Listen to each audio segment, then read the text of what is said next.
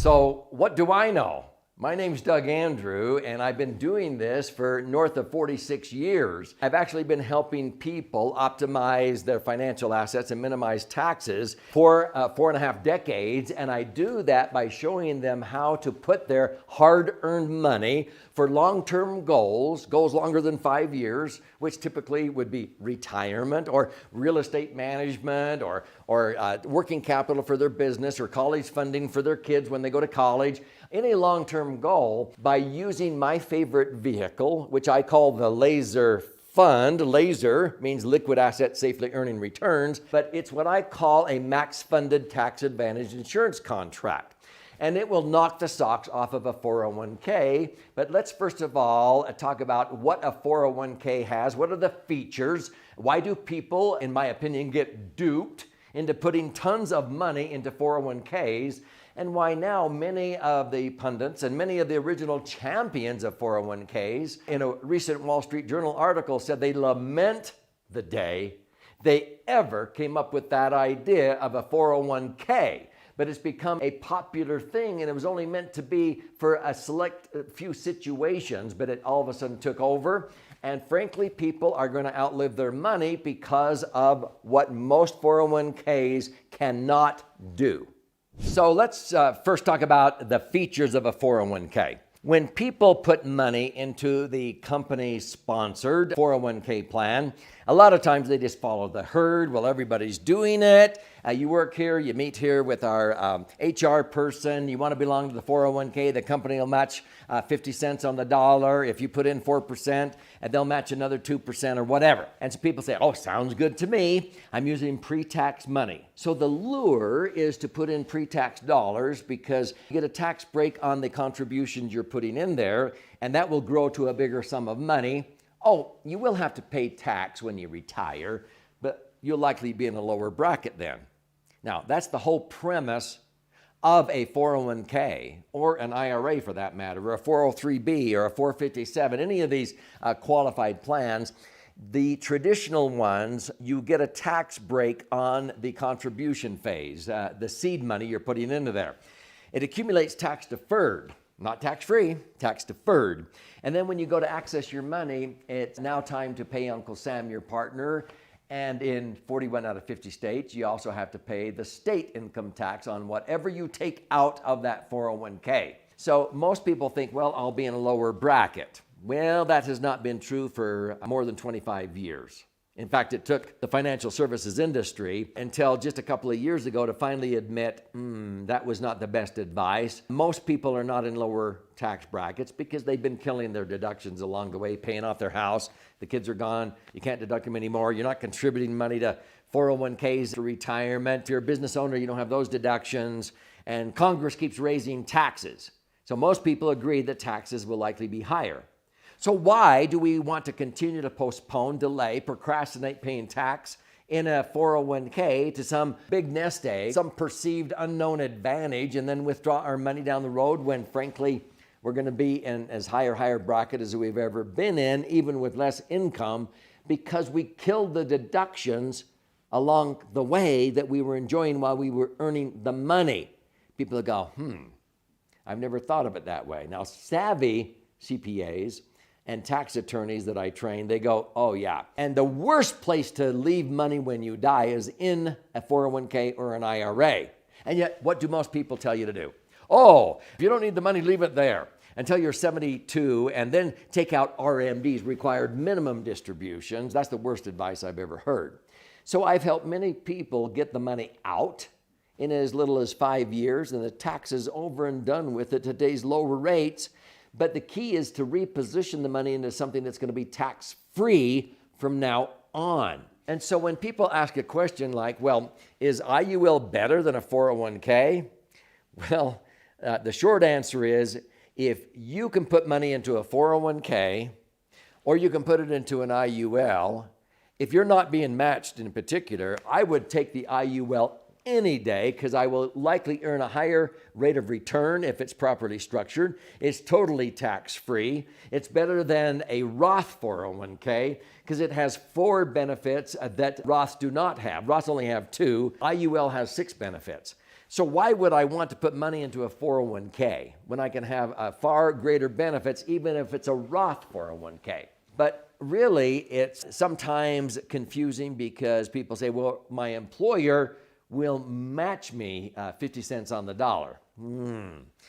Well, your employer's being nice. They're covering maybe your future tax liability. Every dollar you contribute to the 401k, if they match 50 cents on the dollar, now you got $1.50. If you pull out that $1.50, you owe a third of the $1.50, 50 cents in tax. So your employer was sort of covering your future tax liability if taxes stay at 33%. The General Accountability Office says that taxes will likely go to 50, 60, or 70%. So maybe even a 50% match is not that great of a benefit at the end of the day. That's for you to decide. The problem is most people that would come to me, if they put in 4%, the company might match 2%. But they went in and put in 8% or 10%. I said, what are you putting in more than you're being matched on? Well, I didn't know where else to put it. No, you should never put in more than you're being matched. You definitely ought to put that money into an indexed universal life insurance contract. Now, what's better about an IUL and what makes it far better than the 401k? So the first big benefit of IUL is it's non-qualified. See, a 401k is a qualified plan. Qualified with who? The IRS. You have all these hoops you have to jump through, these strings that are attached. You can only put in a certain dollar amount per year or a certain percent of your income. You can't touch the money before age 59 and a half or else there's a 10% penalty on top of the tax. By the time you're 72, you have to start withdrawing money or there's a 50% penalty on top of the tax, because they want you to get the money out in tax, because this has been their savings bond. They've been planning on getting tax revenue when you're ready to cash in and start taking money out of that thing. So that's what I mean by strings attached. An IUL doesn't have those. I can put in to an IUL, if I design it to accommodate $100,000 a year, I can. 200, 300,000. We have people who design their IUL to accommodate $1 million a year. So it doesn't matter if you're putting in $1,000 a month or you're putting in $1 million a year. You can do that in an IUL. You can't do that in a 401k. Now, when you put the money in, you don't have to put that much in. In fact, if you could put in $300,000 and you don't, you only put in $10,000 or $30,000, you have a bunch of room you didn't use, $270,000 of room. I can make that up in the second, third, fourth, fifth year. Anytime down the road, I can put in huge amounts of money. If I inherited money or sold my business or whatever, I can make up for all the years I could have put in 300 and I didn't. You can't do that with a 401k. Once you don't use the room for a contribution in a given year, you lose it forever. And so I like the flexibility of an IUL. I can put in large amounts during banner years. I don't have to put in anything. I can coast. But if I did put in $300,000 and I needed 30 days later to take out $250,000 for an emergency or to seize a real estate opportunity or whatever, I can do that. I can pull out money out of my IUL for any reason. I don't have to prove. I don't have to prove that I have a hardship or something. I have flexibility to access the money. I don't pay penalties to do that. And so I can put money in, take it out, but by using indexing. See, indexing allows me that when the market does well, I get to benefit when the market goes up because my return is linked to an index. It's not invested in the market. It's not invested in the Standard & Poor's 500 or the Dow Jones. No, the insurance company has to keep my money safe. So if the economy crashes, I don't lose. If I have $1 million in there, I will keep my $1 million even if the market drops 40%.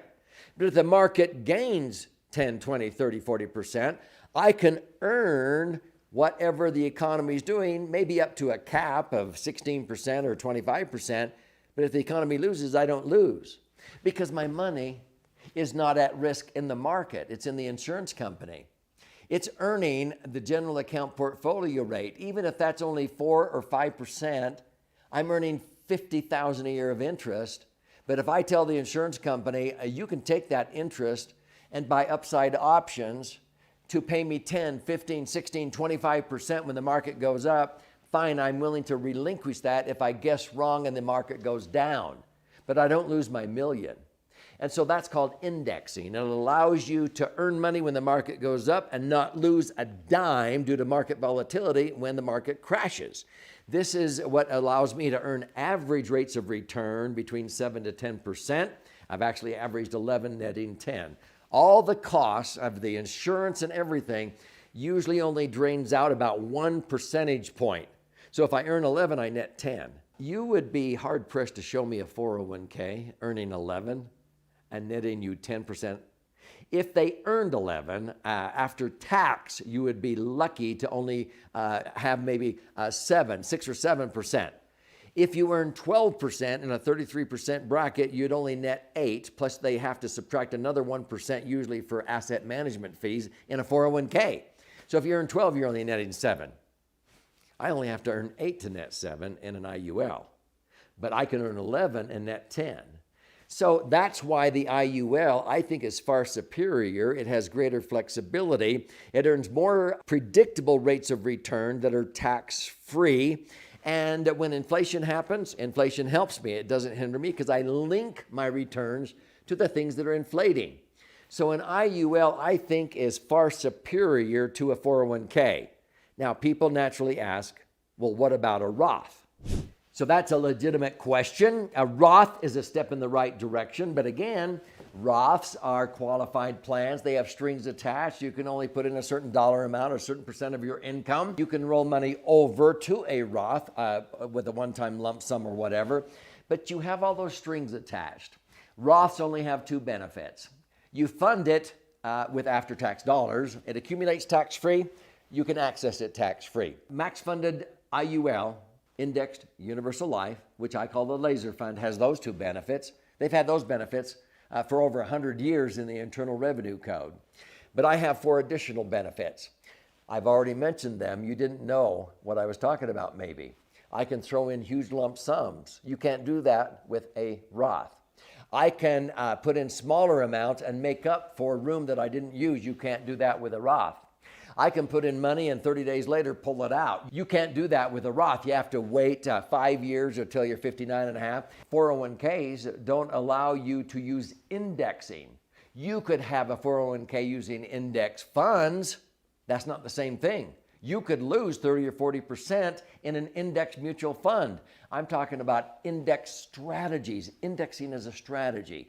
But there's not a Roth around that will blossom in value when you die. If I died right now at age 68 in an accident, every $1 million in my indexed universal life insurance contracts would blossom to about $2.5 million and transfer income tax-free. So why would I want a Roth when I can have the 2 benefits of a Roth and 4 additional advantages that Roths will never have? So that's why I feel that IUL knocks the socks off of any 401k. It blows them out of the water. Other than that, I don't have any strong feelings on that subject. But if you want to be